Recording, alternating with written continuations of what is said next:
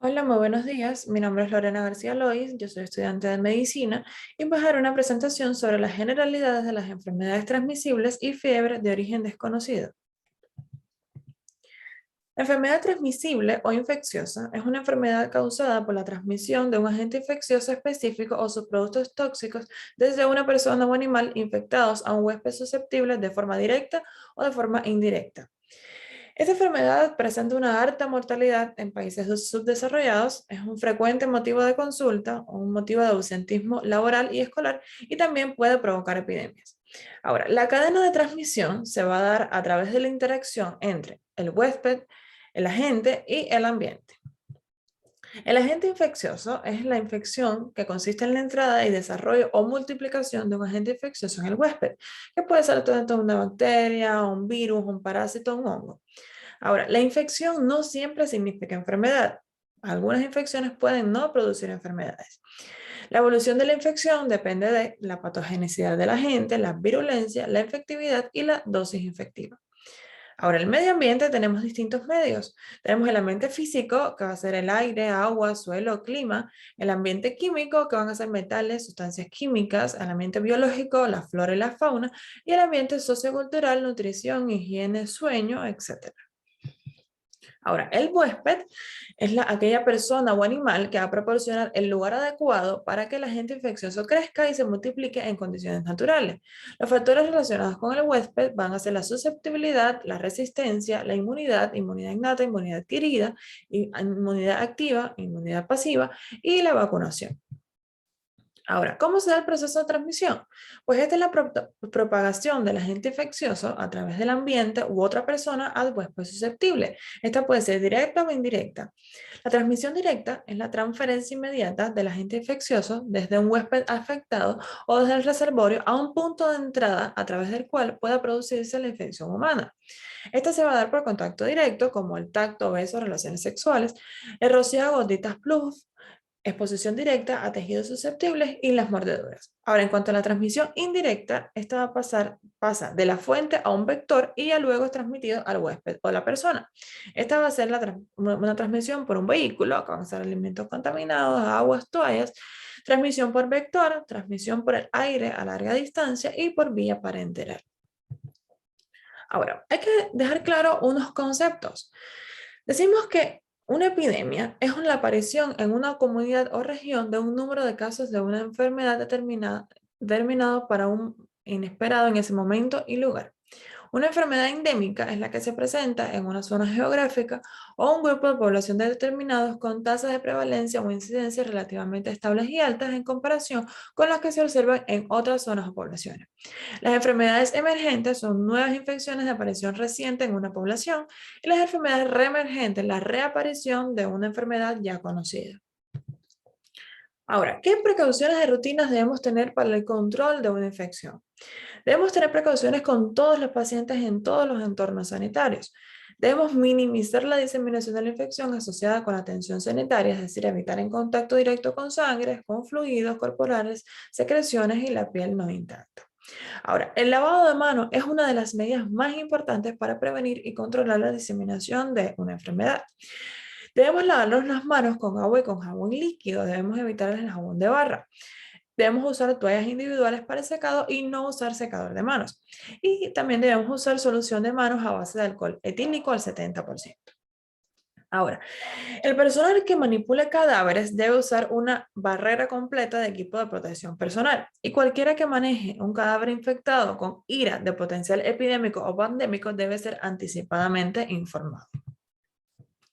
Ahora, la decisión de usar un equipo de protección personal y cuál tipo usar está determinada por el tipo de interacción clínica con el paciente, el grado de sangre y fluidos corporales que pudiesen ser razonablemente anticipados. Ahora, la secuencia para colocar un equipo de protección personal va a ser primero la bata, luego nos vamos a ubicar la máscara, luego la protección ocular y finalmente los guantes. Y para retirar es al revés. Primero nos quitamos los guantes, luego las gafas, luego la máscara y finalmente la bata. Ahora, pasando al siguiente tema, que es la fiebre de origen desconocido. El concepto de fiebre es, la fiebre es un aumento de la temperatura corporal. la temperatura axilar mayor a 37 grados, la febrícula menor a 37,5 grados, temperatura vocal máxima de 37,2 grados y la temperatura rectal 0,4 más que la vocal. Ahora, ¿qué cosa es la hipertermia? Es un aumento incontrolado de la temperatura corporal mayor a 40 grados de difícil diferenciación. Puede ser causado por golpe de calor, por un síndrome serotónico, síndrome neuroléptico maligno, hipertermia maligna y endocrinopatías.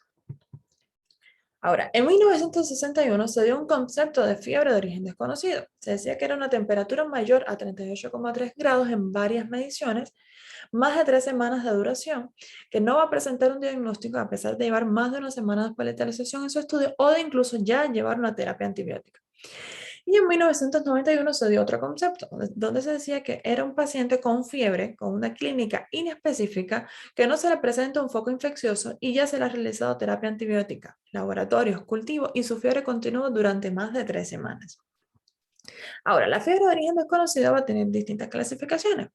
Vamos a tener la clásica, la neutropénica, que esta es la disminución de los neutrófilos por lo general por debajo de 1000 polimorfonucleares.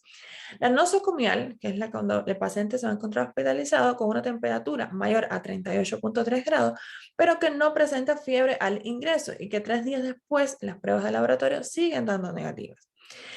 Y la que está relacionada con el VIH, aquí vamos a tener un VIH conocido con una temperatura mayor a 38,3 grados, con 4 semanas con fiebre, 3 días de hospitalización y 3 días después de las pruebas de laboratorio siguen dando negativos.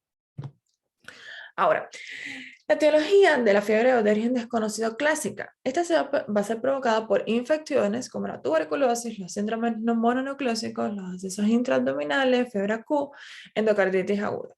Por neoplasias como linfomas, leucemias, carcinomas, sarcomas y maxoma auricular. Enfermedades inflamatorias o autoinmunes como la vasculitis, enfermedades del adulto, la enfermedad de tejido conectivo como el lupus eritematoso sistémico y la artritis reumatoidea. En cuanto a las misceláneas, pues pueden ser enfermedades granulomatosas, fiebre por fármacos, tiroiditis, hematomas, enfermedad tromboembólica, etc. Ahora, en cuanto al tratamiento, solamente vamos a administrar tratamientos si hay una gravedad. Por ejemplo, si el paciente se puede esperar a tener un diagnóstico clínico biológico, siempre es importante evitar el tratamiento. Ahora, las indicaciones, por ejemplo, en la tuberculosis vamos a administrar los tuberculostáticos. En la enfermedad estéril del adulto, los AINE, y en la enfermedad mediterránea familiar, la colchicina. Y en cuanto a las pruebas diagnósticas, en las de primera línea vamos a realizar un hemograma, bioquímica con proteinograma, inmunidad, urinocultivo, hemocultivos, coprocultivos, gota gruesa, rayos X de tórax y abdomen, ecografía, TAC, ecografía y ecocardiograma. En las pruebas diagnósticas de segunda línea vamos a tener técnicas isotópicas como tecnesio, indio y galio, técnicas de imagen como ecodoppler arterial temporal, resonancia magnética. En las pruebas diagnósticas de tercera línea vamos a tener técnicas de imagen como enema opaco, geografía abdominal, técnicas endoscópicas como FGC, FCC, biopsias como la hepática, músculo, nervio, ósea, ganglionar, y también vamos a realizar la laparoscopía o laparotomía diagnóstica. Muchas gracias.